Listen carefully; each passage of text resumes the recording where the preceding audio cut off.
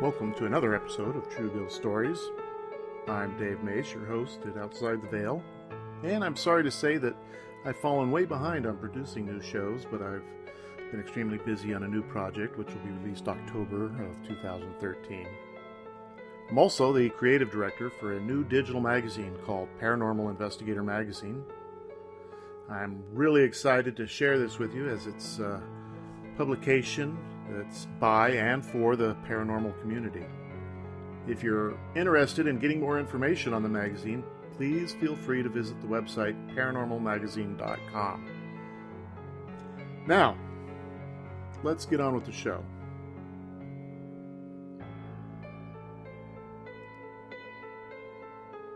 The historic event I'm sharing was recreated using internet data, historic newspapers, and court documents. It takes place in beautiful Napa Valley, wine country, and it's also the place of ghosts.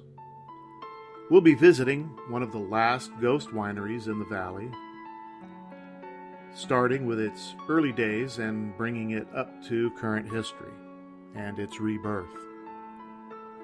The term ghost winery has little to do with ghosts and is probably more closely related to the term ghost town, some of which are said to be haunted and some are not. You can decide for yourself in this case. So let's get started.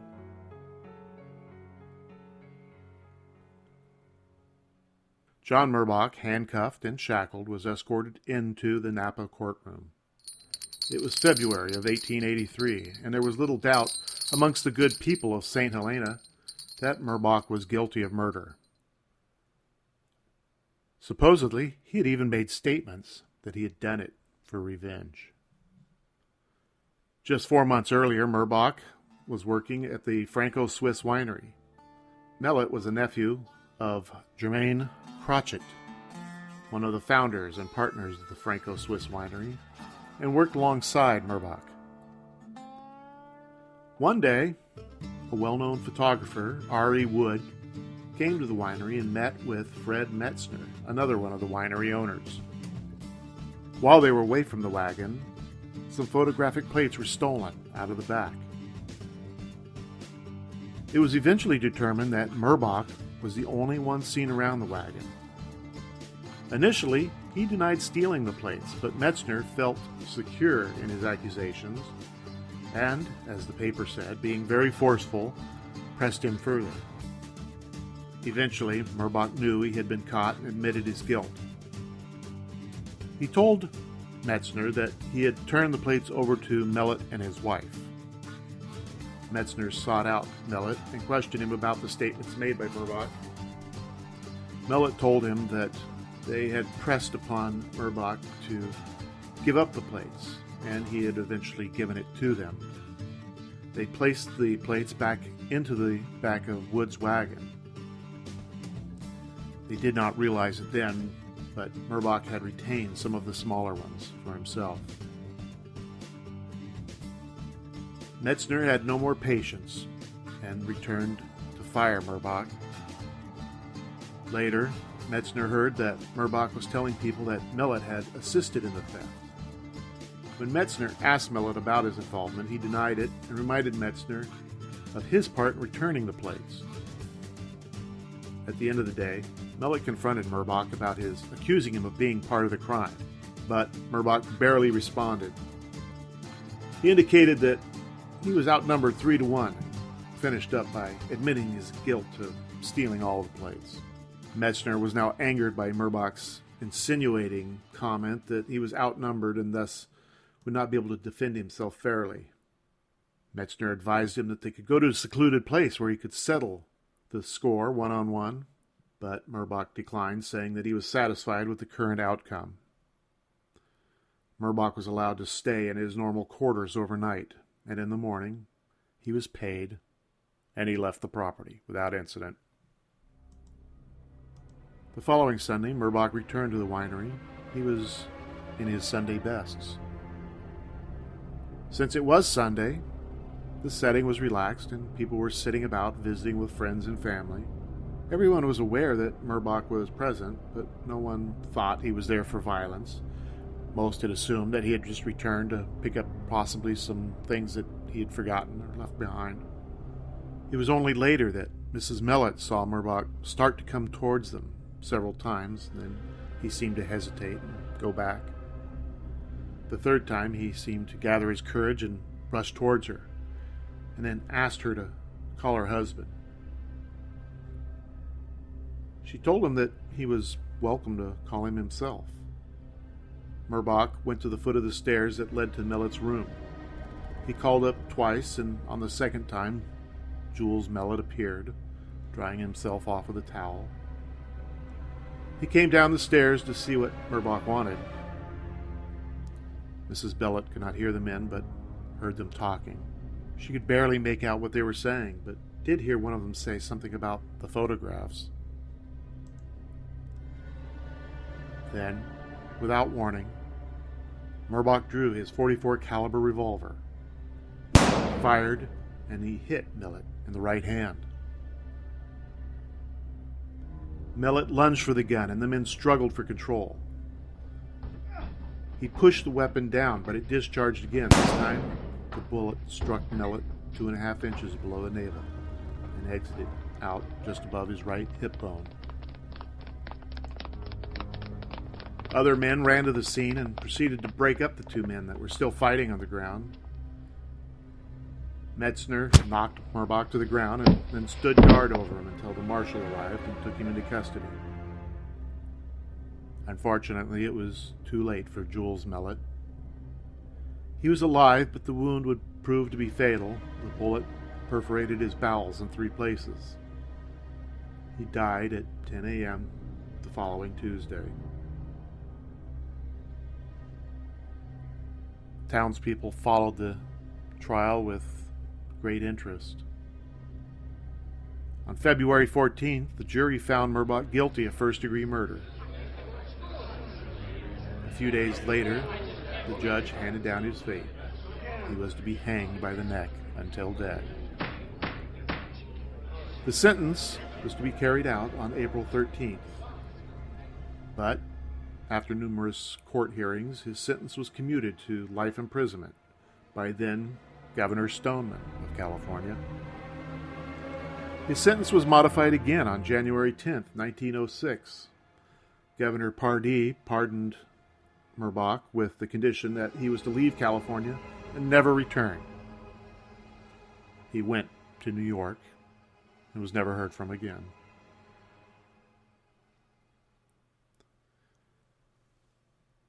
Wineries at the turn of the century were booming in California, but a series of events devastated the whole industry and resulted in many wineries being abandoned. The San Francisco earthquake in 1906 robbed many of the vintners of their profits as warehouse fires destroyed thousands and thousands of gallons of wine that were being stored in the city. The devastating plague of insects wiped out many of the crops, and then in 1919, Prohibition came along, banning the production and sale of alcoholic beverages. The winery that employed Jules Mellett was one of the victims, and over time became what's called a Ghost Winery. The winery was converted into a pier light factory for a while, but then time began to wear away at the property. The factory closed and the buildings were once again vacant. The years passed in the Napa Valley without much relief. There was the Depression, the Great Wars. But eventually, the grapes returned and the wine once again was flowing through the valley. Not too long ago, Richard and Leslie Mansfield acquired one of the last ghost wineries, the Franco-Swiss Winery. It took them 13 years to convince the then owner to sell it to them, and now they are currently doing a restoration of the old buildings and bringing it back to its original beauty and purpose. They do live on the property, and they soon discovered that there was something going on in the old ruins. Shadows moving out of the corner of their eyes and doors slamming. One of the Manfield's goals in restoring this old property was to restore some of the history to the Napa Valley. They were aware of the murders that had occurred on the property and began feeling like maybe Jules Mellett was still around somehow. Not long after purchasing the winery, the Mansfield invited some of their friends over for dinner and wine. After a scrumptious meal and a couple glasses of premium Cabernet, the guests were treated to an evening tour of the grounds. They all grabbed flashlights from the basements and walked across the street. It was a cold, wet winter's night, and the old hand-hewn stone walls and century-plus-old trees created a spooky atmosphere, to the delight of some of the guests. One of the guests had thoroughly enjoyed maybe just a little too much wine and began taunting the ghosts of Jules Mellett. He challenged Millett to make his presence known by knocking 3 times. There was no response. He tried again. Still no response. Eventually, the group broke into laughter at the man's antics. It seemed that the ghost had no interest in communicating with him.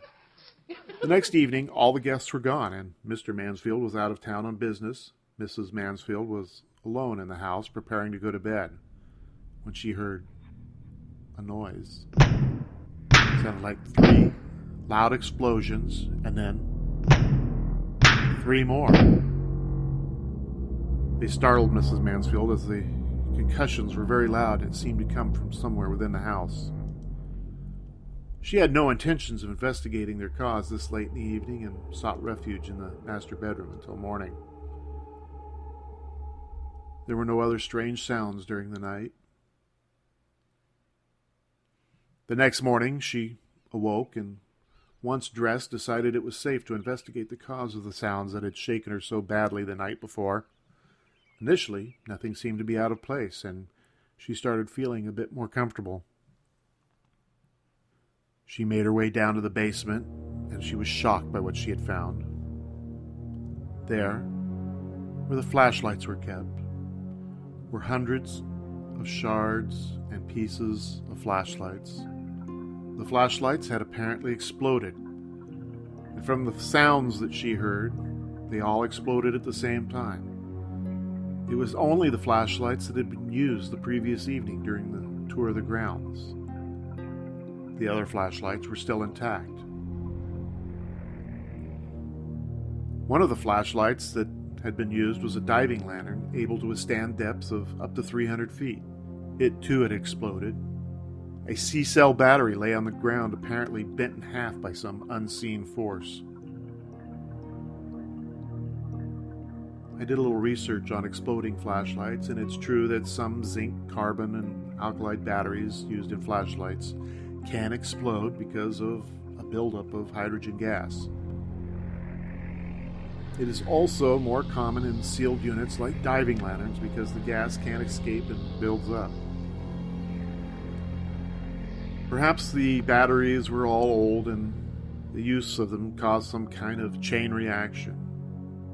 It does seem odd, though, that all of the flashlights would explode at the same time in a series of 3. Knock 3 times, Jules Mellett. Jules Mellett is buried in the St. Helena Public Cemetery in Napa County, California. His remains lay in Lot 7, Block 6, to be exact, if you ever want to go by and visit. But is that where his essence is? Were his thoughts and personality buried with his flesh and bones way back in 1882? Or is he still keeping an eye on his uncle's winery, making sure the Mansfields do it right? The Mansfields have moved forward with their renovation and are not put off by the possible antics of their resident spirit. In fact, they think they kind of have an understanding with him. The activity is now much less dramatic, and they claim the ghost of Jules is friendly. Their plan is that once the renovations are done, they will establish the Franco-Swiss winery name and Keeping with its history, I'm sure that'll please Jules well, if he's there. There's something interesting about the story of Louis Marbach. As a police officer, I myself dealt with thousands of criminals over the years. Not once did I ever find one willing to return and kill a person for accusing them of a crime they actually did. I'm not talking about the efforts to silence a witness before they testified. In this case, Marbach was done. He was paid. He left town. There was nothing else for him to do. If he had committed the act, I wondered why a week later he would kill the man who denied participating in the crime with him. What if Jules Millet had actually stolen the plates, and Marbach just kind of went along for the ride? Millet was the nephew of one of the owners and probably had a much better standing with Metzner. Not only that, but his comment about being outnumbered may have been in reference to his being an outsider, not part of the ownership family. One historical account has Metzner severely beating a confession out of Marbach, not just being forceful. I could see how a man could feel pressured to go along with a spur-of-the-moment theft committed by a nephew of the owner, and then end up being accused of being the principal party in the act. He loses his job, gets beaten up, and then sent packing while the nephew ends up being praised for recovering the stolen item. Marbach would certainly feel dishonored and would likely seek revenge in that scenario. Jules Millet's wife even stated in court proceedings that she wasn't concerned about any retaliation to her husband for Marbach because, after all, it was Metzner who fired him. However, if Millet had actually set him up to take the fall, then that might be a reason to seek revenge against Millet. Court records also show that Marbach was quite forthcoming after the shooting, and he told the marshal that he had felt satisfied in what he had done and would be willing to hang. He added that if given the opportunity, he would likely kill Metzner as well.